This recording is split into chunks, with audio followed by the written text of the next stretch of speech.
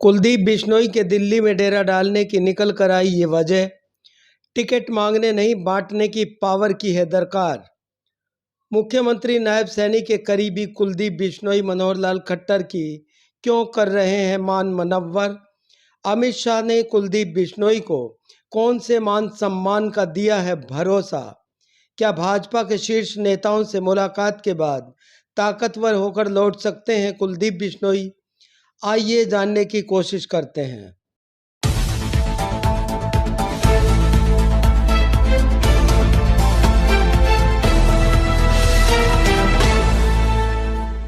बीते एक सप्ताह से दिल्ली में डेरा डाले बैठे कुलदीप बिश्नोई को भारतीय जनता पार्टी के शीर्ष नेताओं से कुछ बड़ा मिलने की उम्मीद है।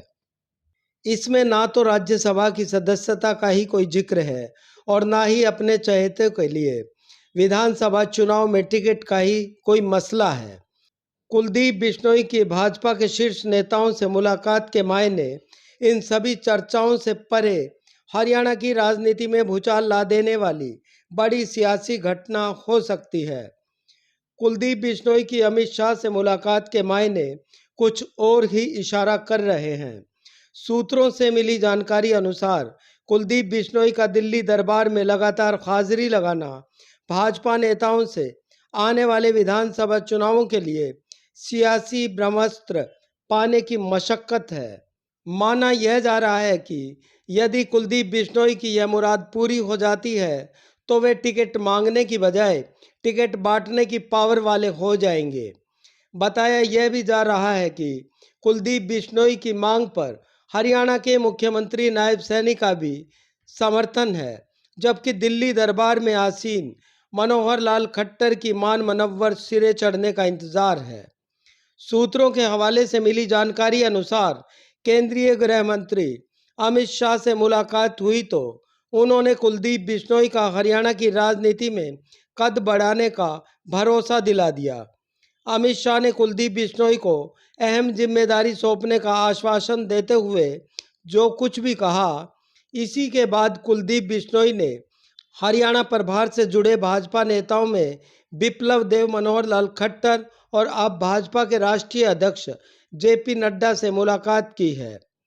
कहा तो यह भी जा रहा है कि केंद्र सरकार बनने के बाद कुलदीप बिश्नोई औपचारिक मुलाकात कर शुभकामनाएं दे रहे हैं, परंतु गृह मंत्री अमित शाह के आश्वासन के बाद मुलाकातों का सिलसिला तेज होने पर कुछ और ही बयां हो रहा है।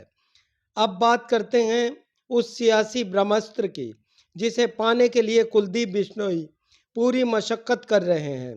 सूत्रों से मिली पुष्ट जानकारी अनुसार कुलदीप बिश्नोई ने हरियाणा में भाजपा की 5 सीटों पर हार का लेखा जोखा रखते हुए अमित शाह के समक्ष आने वाले विधानसभा चुनाव में भारी बहुमत पाने का फार्मूला भी दिया है।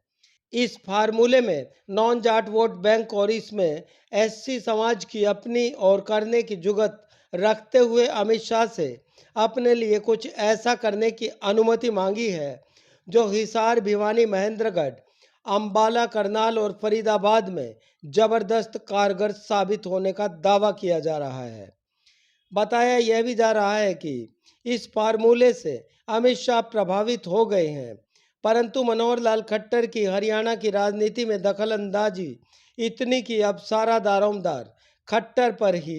ऐसा ही कुछ कुलदीप बिश्नोई लोकसभा चुनाव में भी भुगत चुके हैं। कहा जा रहा है कि कुलदीप बिश्नोई की हिसार लोकसभा सीट से टिकट न मिलने की वजह भी मनोहर लाल खट्टर की वीटो पावर का इस्तेमाल था।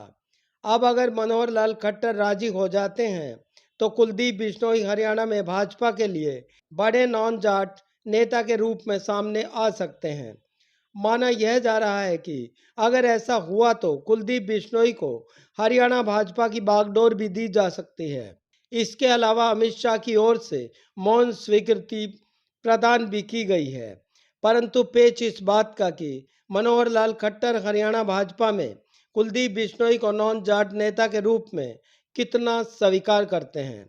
बस इसी पशोपेश में कुलदीप बिश्नोई और उनके चहेते हैं। अगर कुलदीप बिश्नोई को हरियाणा भाजपा प्रभार दिया जाए तो उनके बेटे भव्य बिश्नोई को पहले ही युवा इकाई का अध्यक्ष बनाया हुआ है। अब देखना यह कि विधानसभा चुनावों से पहले हरियाणा भाजपा में कुलदीप बिश्नोई को कौन सी जिम्मेवारी मिलने वाली है।